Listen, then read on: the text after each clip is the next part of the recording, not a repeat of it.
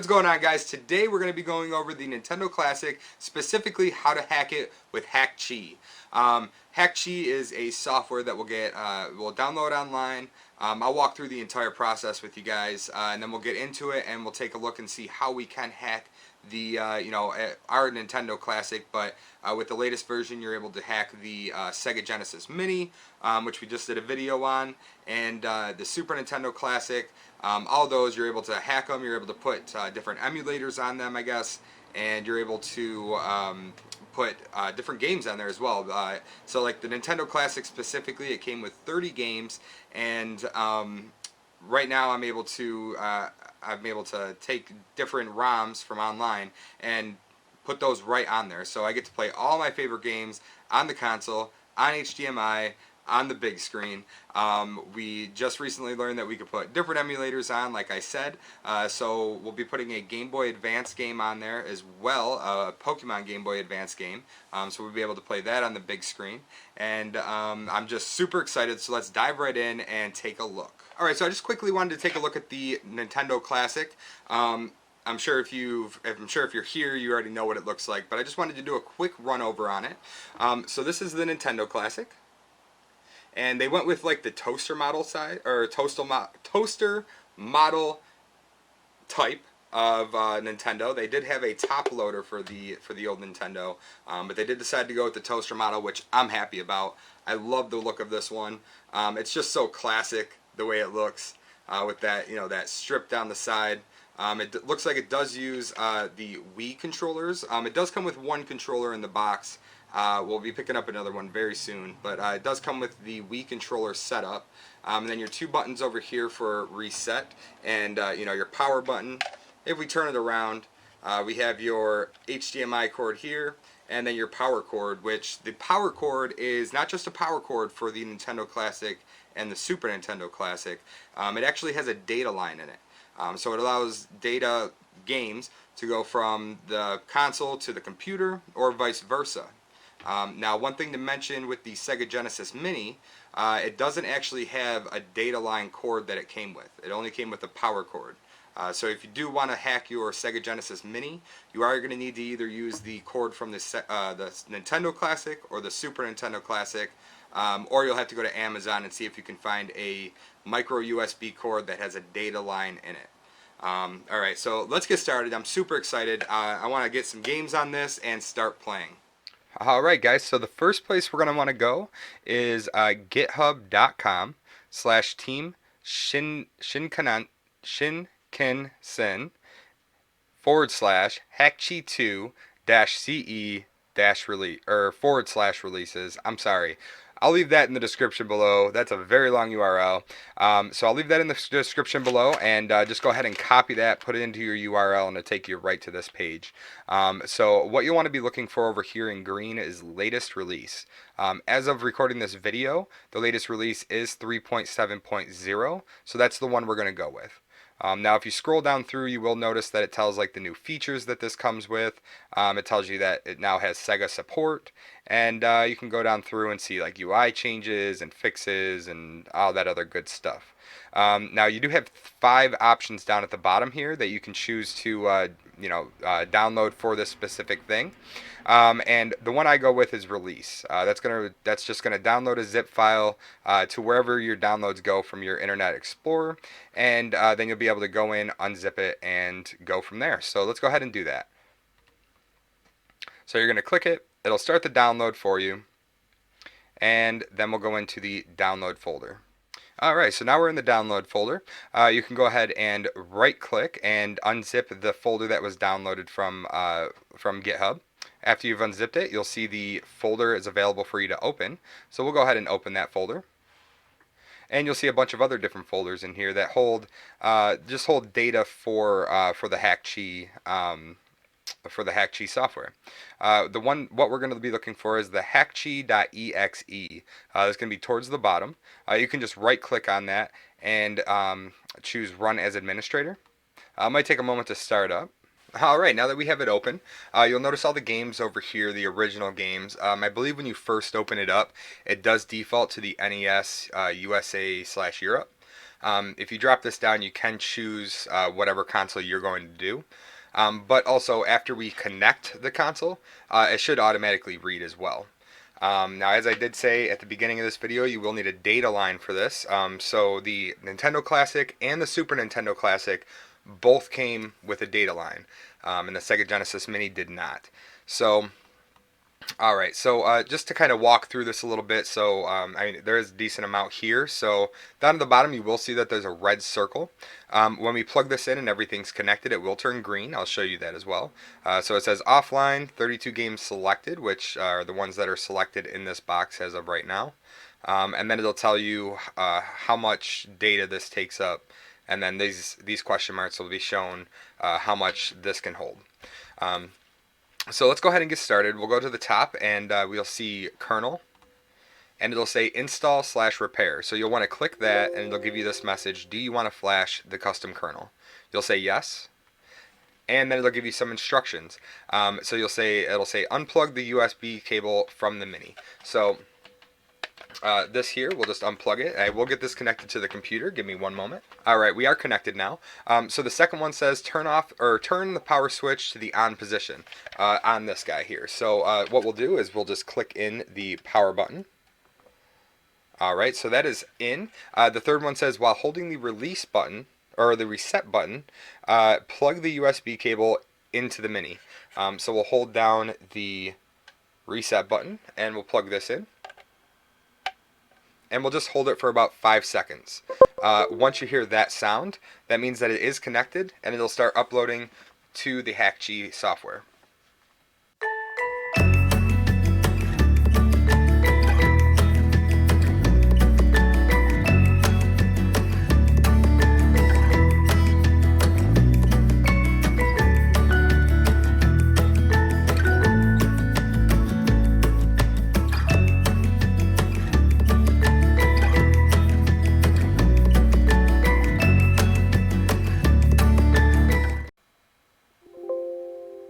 Alright, so we are done now, and it will give you the message that says, done, you can upload games to your Mini now. So we'll go ahead and press OK. So where we're going to start after everything's all set up is up here at the top under modules. Now to add a game to this, it's real simple. You just have to get an NES ROM from whatever ROM website you want to choose, and you'll just download it, and then you'll go to add more games. And once you press that button, it'll take you into a folder, and you can kind of choose whatever you need to bring over. Now, let's say you want to choose a Game Boy Advanced game, like this one here, Pokemon Thunder Yellow. You'll actually have to download an emulator, and it takes a few extra steps. So let's get right into that, and then I'll show you how to add games to this. And I mean, it's really, really simple. So let's get started. What you want to do is you'll want to go up to Modules and go to KMFD's Mod Hub. Now this is going to have a bunch of different things in it that you can add to your console, and I wouldn't really get anything offline for the consoles, especially this guy. I mean, if you were just messing around with like a Raspberry Pi, that would be a little bit different, but when you're messing around with this guy, you know, if you mess it up too bad and you can't get it fixed, to get another one, you'll have to buy it probably secondhand, and people just spike the price up on those. It'll be really hard to get it. So I would just suggest buying, or not buying, but you know, downloading everything from this hub. They do have BIOS, cheats, you know, cores, RetroArch, which are these two here are the ones we're going to go into. And then, you know, they have system, extras, special, and then games. The only other one that I've went into other than the two we're going to do today is games. And they have different games in here that you can download to move over to your NES Classic. I haven't really played any of them except for Legends of Owly. I downloaded the game from here. Basically, you just click on it. It'll bring all the information and art over to the right, and then you'll click the download game button at the bottom. So where we're going to want to start is RetroArch. So the KMFD RetroArch tab, you'll click there, and it'll give you three options over on the left hand side. Now, depending on what version you're using, it might be different. So as of right now, the 3.70 version, there are three options over to the left hand side. We have Ozone, which is going to look like this. And then we have RetroArch 181 Extreme XMB, which is going to look like this. It's going to have a cat with a spacesuit on out in space. And actually, this is the one that I use. I think they're both exactly the same. I haven't tried the ozone one, but I do like this one, so this is the one that I used. And then they have an overclock option, which I decided not to do because, as I said before, if this breaks, it's going to cost me a lot to buy a new one. Or I have to get lucky and get one really quick, really cheap. Um, so I didn't opt for this option here, but it looks like something with like overclocking the system, probably for games from N64 stuff like that. But as I said, I didn't mess around with that. I went to the XMB and downloaded that one. I went down here and pressed download module. That's going to download it into the system so that it knows that that you want to move it over, to your console. From there, you'll want to go over to XMFD cores, the one to the left of that. And on the left-hand side, it'll give you a list of different emulators that you can, put onto your NES Classic. They range from like Atari, all these different ones that I've really never heard of, and then you have some Commodore in there. Let's see here. You have like Game and Watch, Game Music, karaoke plus MP3. So I guess you could turn this into like a karaoke machine. So they do have a lot of different really cool things in here. The one we're going to look at today is the Nintendo GBA, Game Boy Advanced. So the one that I downloaded was the MGBA. I really like this one. When you first start to play with it, the picture might come off the screen on the top and on the bottom. So it basically centers it in the screen, but that screen that it's trying to play is just too big for the TV you have. If that's the case, then you just click the Start and Select button, and it'll bring up the RetroArch menu. And I'll show that at the end of the video on how to resize everything. So once you find the emulator that you want, or whatever you want to put on here from this list, you just click it, make it blue, and click the Download Module button. That's going to download it just like it did the RetroArch software. And once it's done, you can just close this window out, and everything will be back where it is. So then you can just go down to Add More Games. You'll click the game that you want and press the Open button. That'll bring the game into this list, and it'll put it under Custom Games. That's going to let you know that these games didn't really come with the system, but they are games that are going to be added once we synchronize them. So you'll get all your games in here, and you can create folders. So if you go to the Structure button and go to Custom Use Folder Manager, once you click it, it will mark it, and then you'll have to come in here and click it again to open it. It'll give you a list of your files or games over on the left-hand side, and you'll notice that I have a folder down here. So you can open it, and it'll show whatever's in that folder. You can drop whatever games you want in that folder. So I just made a GBA folder for Game Boy Advance games, and I was able to drop the game right in here. By doing that, how do I get back to... Here we are. So if you go back to Home Menu, click on that, it'll bring the games over to the right-hand side. So that's where you can say, hey, I want to create a new folder. When you do that, it will create the new folder and put it there. You can rename it to whatever you want. And as I said, we named ours to GBA. And then you're able to kind of take these games and click and drag them into the folders. You could double click on it, and it will bring the icon of the folder up here that'll actually show on your Nintendo Classic. And then it'll show the games that are inside of here as well. To change the icon, because when you first set it up, it's going to be this really ugly gray folder. So all you have to do is just come up to the icon, click one time on the icon, and it'll bring this select folder icon menu up, and you can scroll through these different areas here and just click on them to see, what they look like. We went with the GBA for the GBA folder. After you're all done setting that up, you can press the OK button and click on one of the new custom games that you brought over. Now it will bring in some information over to the right hand side that it automatically puts in, but if it doesn't know, it'll say unknown, or like the release date here is a little just like a default date. So you can come over here and do whatever you need to do over here for that if you want to. And then if you want, you can come up to artwork, and if you bring in a custom game, most likely it's not going to have any art. So the Legends of Owlia one I downloaded from the hub. So it actually had the art in the software, so it just placed it right on there for me. You'll notice that on the top it has Nintendo, and then on the bottom it has Sega. This little area here is for the spine, because in the Sega Genesis Mini you can look at the spines or the front of the game. For this one here, when I brought it in, the software didn't know what it was. So I did a Google search, and it started pulling up different things it could find from Google for Pokemon Thunder Yellow. I just clicked on the image that I wanted and brought it into the system. I will show you that. It'll bring up a screen, and it'll just start bringing in pictures that it pulled from Google that matches the name of the game that you have in there. You just click on it, or you just double click on it, and it'll pull the image into there. So now when you see the game on the NES Classic, this is the picture that you'll see. Alright, so we're all done now. You'll notice down here, it does have a number, 347.7 megabytes. That's how big the NES Classic is. That's how much space it has. So right now we're using 5 megabytes. So I mean, we could just add so many more games to this, and so many more things to it as well. As of right now, we have 32 games. So when we're ready, we just click the Synchronize Selected Games with Mini button, and that will sync everything over. Now, when you're starting the software up, it may say that it's trying to get access to your Windows firewall and ask you if you want to allow access.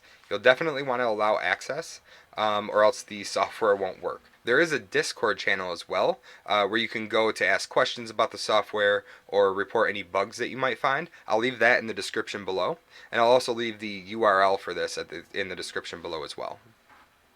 One more thing I wanted to show you before we ended the video. If you go into settings and then you go all the way down to the bottom where it says controller hacks, you are able to go in there and so like the first option we have here is use button combination to reset. So that'll actually reset you back to the main menu. So for the Nintendo Classic, you just you press and hold the down button and the select button. You'll just hold it for a few seconds, and then it'll bring you back to the main menu. Alright, so that just about does it for the Hackchi software and hacking it. So let's go ahead and plug it into the TV, and we'll take a look at the UI and see how it all works together. Alright, so here we are taking a look at the main UI of the Nintendo Classic. If you take a look at the top, we'll see Display, Options, Language, Legal Notices, and Manuals. So if we go to Display, it'll kind of give us 3 little options. We'll get Pixel Perfect, which will basically make the game the same aspect ratio that it was when it first came out, pretty much. Or you can go to 4:3, which kind of stretches the game a little bit, which is usually what I play on. And then you can also add a CRT filter. So very basic displays on here. I'm going to take a look through Hackchi to see if there's a way that we could put different displays on. I know through the RetroArch you can change the way the size of the screen manually. So I'm going to be playing around with that a little bit as well. But for right now, we'll just keep it on Pixel Perfect. Over at Options, you can choose to set it on Demo. You can have it do Auto Shutdown and Screen Burn-In Reduction. And then you can reset it back to factory settings. You can choose your language, however you want it to be in, out of these languages. We have legal notices, and then we have some manuals. So what you would do is you would take your phone and you would scan this code here. It would take you to the link below the code, and that'll give you the different manuals for the different games that actually came with the system on it, or came on the system, sorry. Alright, so moving down to the games, as we scroll through, it does have like a really nice UI, and I like the way that it moves through. Definitely really nice. Now I wish we could have broke this out into like a bigger panel, so that we could kind of see everything. I'm not sure if there's a way we can do that yet. I'm going to look into that as well. But we could just scroll through and see all the different awesome games that they have on here. Once we start getting towards the end, you'll see the one that we put on earlier in this video, Legends of Alia. So if we go ahead and click on that, it'll start loading up the game for you.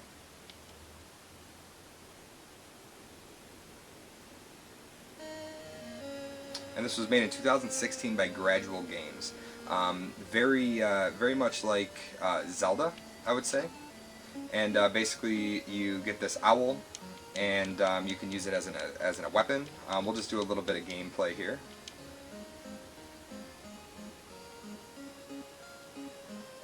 And I believe this is our owl up here, Tito, or Taito.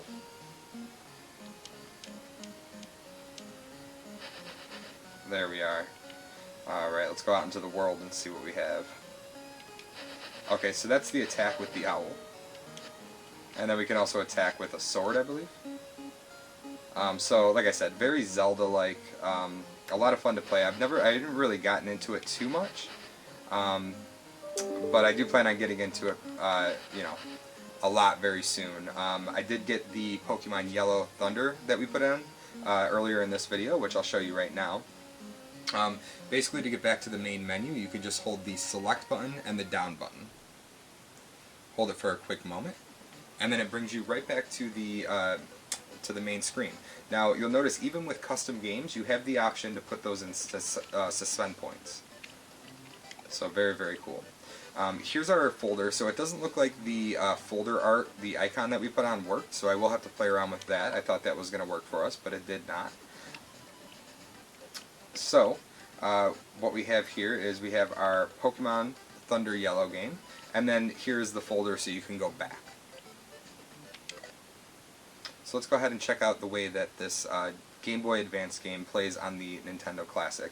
Now, when I first set this up and the first time I played with it, the screen was actually, as I said earlier in the video, the top was hanging off and the bottom was hanging off. So all I did was I pressed the select and start button, and it brings up the RetroArch menu. Very crisp, very clean. This is the main menu that it gives you, but if you press the B button, it'll take you back to this menu, and you can kind of go through and see you know, different areas that you can play with.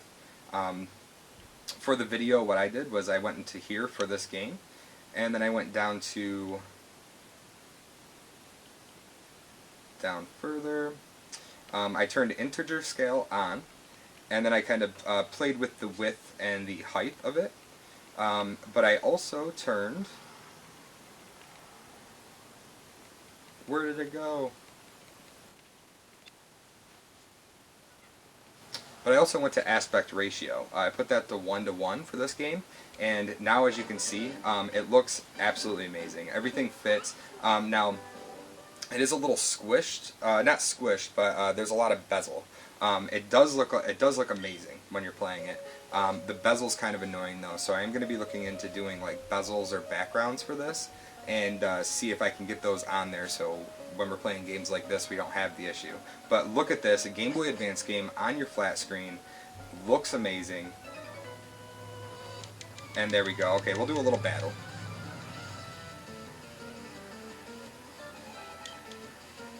Just gotta throw out a Machop. Just got the Charmander. So in this Thunder Yellow Pokemon game, you can get Charmander, Bulbasaur, Squirtle, all by doing different things in the game, like finishing certain things in the game, and then you can talk to somebody and get them. Really, really cool idea. I just got this guy, so I'm not able to use him to battle, but we'll bring out our Pikachu. So you do start with Pikachu. Your Pikachu does follow you around, but once you hit like Vermilion City, you get your bike, and he starts glitching out, and then he eventually doesn't follow you around anymore. So, but it was really cool to have him follow you around. Now, one other thing with this game that I noticed was you can't jump over the ledges. So the developer, in areas where you needed to jump over the ledge to get further, he made it so it was clear so you could just walk right past it. Alright, looks like we're going to lose here. So what we'll do is we'll finish the video here. That's how you hack the NES Classic. As I said, I'll leave links in the description below. And make sure you hit that subscribe button and that like button. And thank you very much.